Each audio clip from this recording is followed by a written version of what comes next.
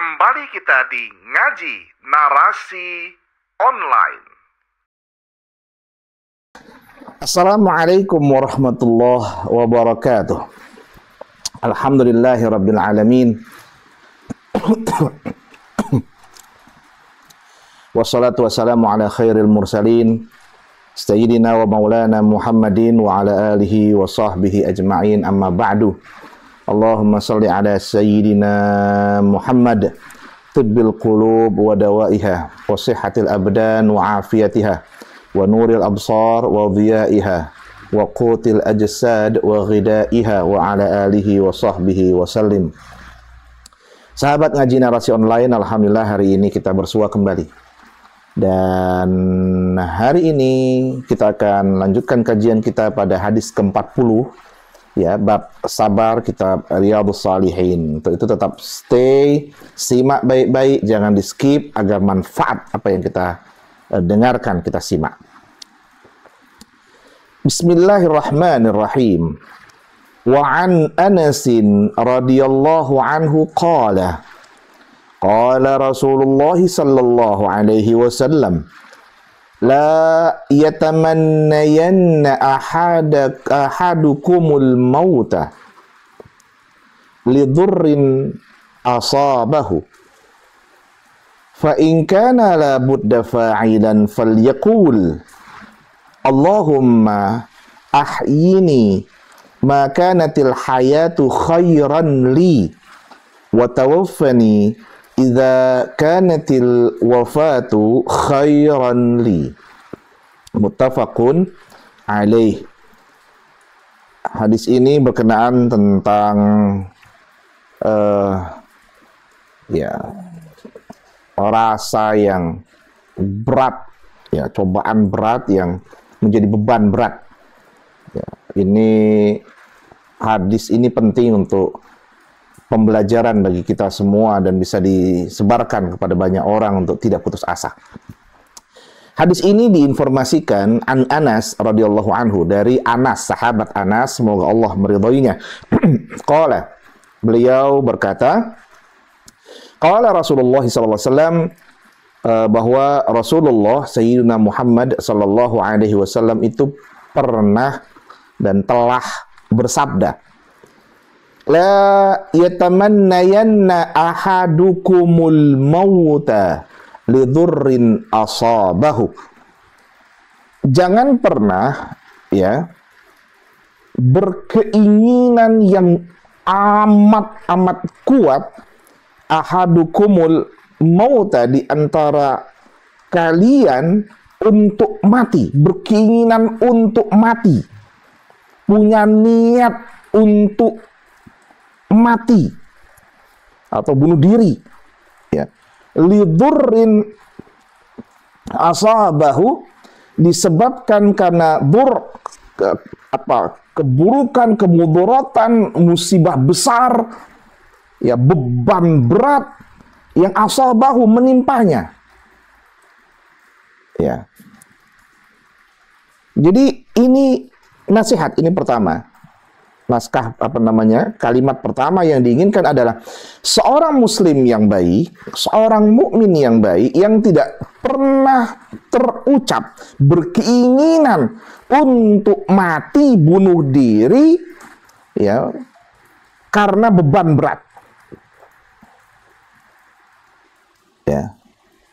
Karena orang yang bunuh diri itu dianggap keluar dari Islam, itu aslinya. Makanya kalau dalam fikih itu, ya, dalam fikih itu diungkapkan orang yang mati bunuh diri itu tidak diurus dalam pengurusan keislaman, itu aslinya. Tapi ada adab fikih.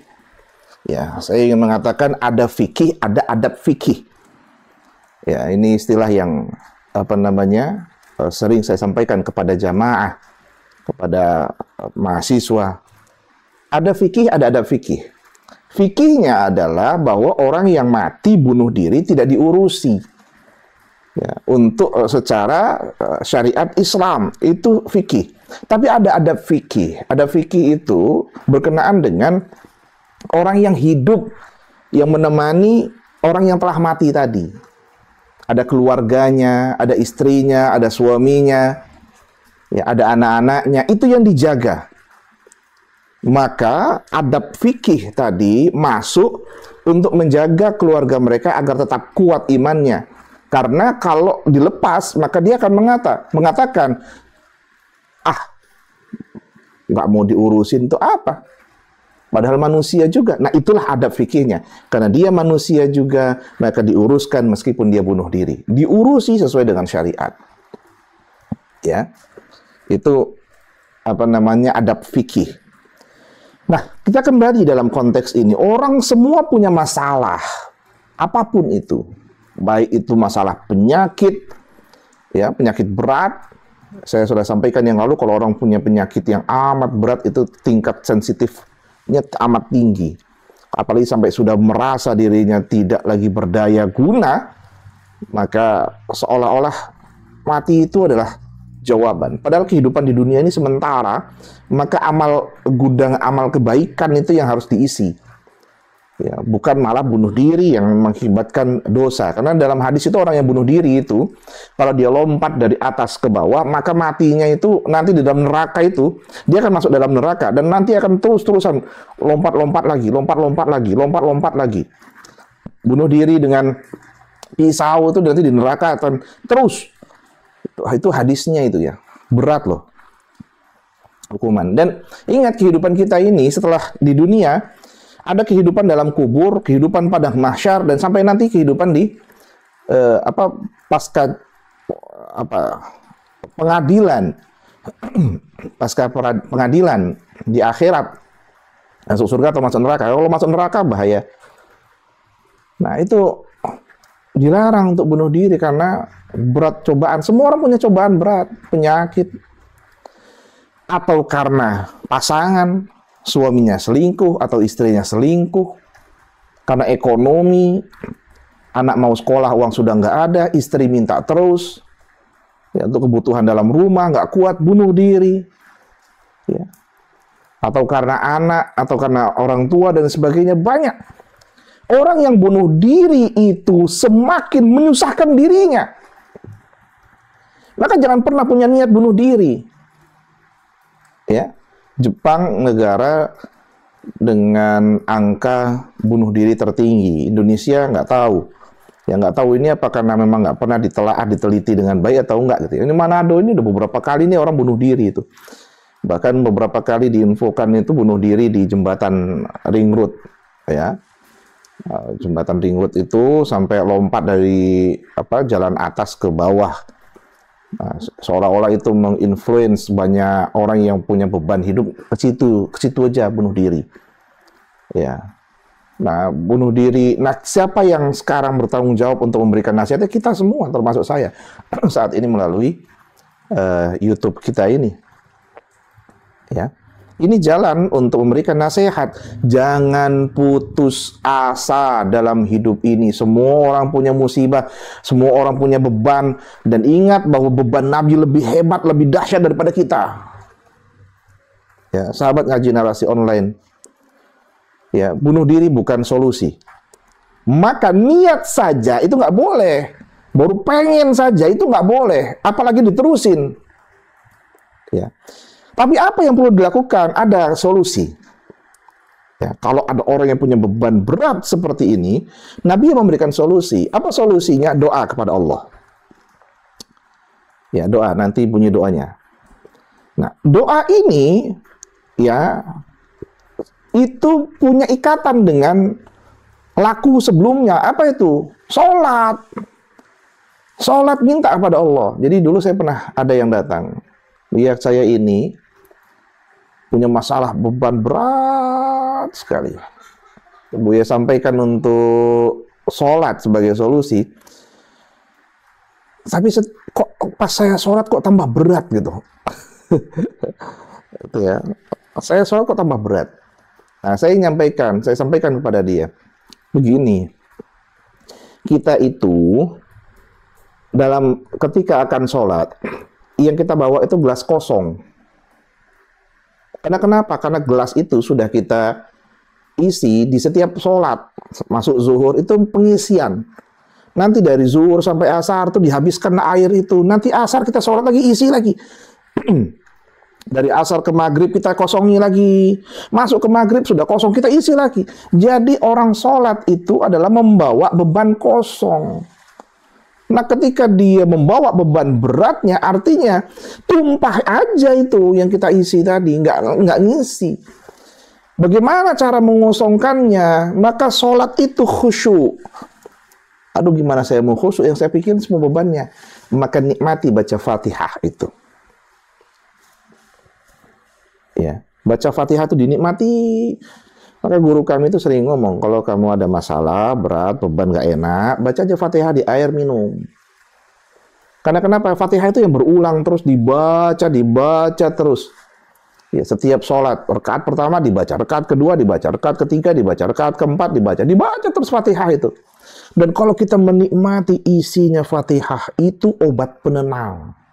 Obat itu. Tanda kutip ya, obat penenang, nanti cari obat penenang itu kan. Itu obat yang maha dahsyat yang dihadirkan oleh Allah Subhanahu wa taala. Ya. Itu. Jadi ketika kita betul datang, bismillahirrahmanirrahim, ya, yang patut disebut nama hanya Allah, dan ialah Allah, Tuhan yang maha pengasih, maha penyayang. Ia tahu masalahku ini banyak.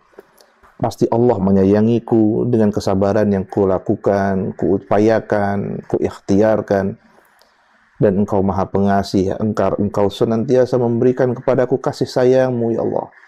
Pelukan-Mu begitu penting bagiku dalam menjalani kehidupanku yang begitu berat. Itu nikmat dalam sholat itu, baru baca bismillah itu. Ya, tapi kalau sholatnya juga dengan kecepatan 160 km per jam, ya nggak akan mau tenang. Apalagi dibawa dengan beban-beban yang tadi, gimana mau kosong, gitu ya. Nah doanya adalah Allahumma ahyini ma kanatil hayatu khairan li wa tawaffani idza kanatil wafatu khairan li. Ya. Nah ini doa diucapkan kalau orang yang sudah amat berat dan memang berat sekali, diperkenankan untuk doa seperti ini. Ya Allah, mantapkanlah hidupku ini ya Allah, maka natil hayat, manakala kehidupan ini khairan li, baik untukku ya Allah. Manakala hidupku ini baik ya Allah untuk diriku li, maka ahyini, mantapkanlah kehidupanku ini ya Allah. Terus bimbing aku dalam kehidupan ini. Jaga aku dalam kehidupan ini. Itu prinsipnya ahyini itu. Minta sama Allah. Wa tawaffani, atau ya Allah, wafatkanlah aku jikalau kanatil wafatu, jikalau kematian itu adalah khairan li, baik untukku. Nggak apa-apa doa seperti ini. Misalnya, ya orang yang udah nggak kuat, ya Allah, udah lama banget aku ini sakit kayak gini, nggak kuat lagi, ya Allah. Nggak kuat aku kayak gini. Jangan ngomong kayak gitu. Jangan ngomong kayak gitu. Tapi apa? Doalah, ya Allah, andaikan kehidupan ini baik untukku, ya Allah, maka tolong mantapkanlah aku dalam kehidupan ini. Sembuhkan, ya Allah. Tapi kalau jikalau kematian itu ternyata kebaikan untukku, tolong hadirkan kematian yang husnul khotimah padaku. Gitu ya. Ini doa kita ya, siapapun yang sedang terkena beban berat sekali, diperkenankan doa ini. Ya. Berat sekali. Bukan mengeksekusi diri sendiri, tapi minta kepada Sang Maha Kuasa yang Maha Suci, Allah Subhanahu wa taala. Jangan kepada yang keinginan buruk ya. Putus asa lalu bunuh diri, ambil pisau, ambil pistol, lompat, ambil tali dan lain sebagainya. Itu tidak menyelesaikan masalah. Sudah nanti disiksa di kubur, di padang mahsyar disiksa lagi. Di padang mahsyar itu kan nama ya, orang triliunan orang ya. Penunggu. Kalau orangnya baik, bagus, dia akan masuk ruang VIP, dikasih AC, segala hal, ya, tanda kutip ya. Ini imajinasi yang saya ungkapkan. Ya. Dan kalau dia nggak benar, Itu matahari kan kayak sejengkal itu, panas. Panas sekali. Kita baru kepanasan biasa aja tuh udah nggak enak rasanya. Ya udah panas, nauzubillah, ya Allah, panas banget hari ini, ya itu kan. Apalagi ini sejengkal. Mutung-mutung itu badan itu. Oh ya. Hancur-hancuran itu. Nah, itu yang terjadi, siksaan. Nanti pas eksekusi, Anda masuk neraka lagi, hancur lagi. 3 kali kerusakan, 3 kali kehancuran, 3 kali kebinasaan. Ya Allah. Udah di dunia jelek, bunuh diri, masuk kubur disiksa, di padang mahsyar tersiksa, masuk neraka tambah siksaan. Jadi jangan berpikir bunuh diri, tapi minta kepada Allah agar Allah menyelamatkan. Nah, ini yang saya lakukan ketika ada beberapa orang yang datang, "Ya, minta tolong dong, ini ada keluarga kami yang sudah berhari-hari di ICU, tolong doakan." Doa saya cuma itu. Ketika sudah saya bacakan zikir, saya tutup dengan doa.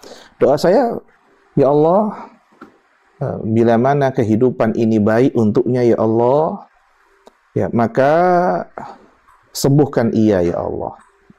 Sembuhkan ia dan mantapkan hidupnya dalam kebaikan. Tapi bila mana jikalau kematian itu lebih baik untuknya ya Allah, maka aku meminta ya Allah agar Engkau hadirkan kematian yang husnul khotimah untuknya. Nah, itu doa. Dan silakan digunakan siapa saja, dan insya Allah nggak perlu saya, nggak perlu ustadz, ulama siapapun sebelumnya, semua orang ya bisa mendoakan itu. Tapi doa penyerahan diri kepada Allah Subhanahu wa Ta'ala. Eksekusi utama itu Allah. Jadi jangan pernah mengambil tugas Allah. Sahabat ngaji narasi online, itulah kajian kita. Ya, pada hari ini tentang pentingnya untuk mawas diri dalam menjalankan kehidupan ini, dan jangan pernah untuk putus asa yang mengakibatkan berkeinginan atau bahkan langsung mengimplementasikan ya bunuh diri, ya keinginan mati itu. Jangan. Tapi berserah diri kepada Allah dengan doa. Maka doa itulah jalan kita yang amat kuat untuk mendekat kepada Allah. Kita hidup ini kan gitu sih. Hanya ya berkeinginan untuk cari Allah, mendekat kepada Allah. Yang lain nggak ada fungsi. Ya. Nah, obat ini bisa dilakukan, doa seperti ini juga bisa dilakukan, ya. Bila sebelumnya kita ingat ya syarat-syarat yang sudah kita sampaikan, menemui guru, mencari nasihat, ilmu darinya, dinasehati, ya segala hal. Lalu kemudian setelah itu kita nanti setelah dapat nasihat ya kita jalani ilmu tersebut, ya. Kalau sudah juga, maka diperkenankan untuk doa seperti ini. Agar Allah yang mengeksekusi kebaikan bagi kita semua. Mudah-mudahan manfaat. Dan terus punya semangat dalam menjalani hidup ini. Karena Allah. Ya, kajian pertama kita. Niat lillahi ta'ala. Karena Allah. Allahumma anfa'na bima 'allamtana. Wa 'allimna ma yanfa'una. Warzuqna 'uluman tanfa'una. Wahdina subul salam. Wa sallallahu ala sayyidina Muhammadin nabiyil ummi wa ala alihi wa sahbihi wa baraka wa sallam. Wafaqana Allah jami'a lima yuhibbu yardah. Assalamualaikum warahmatullahi wabarakatuh.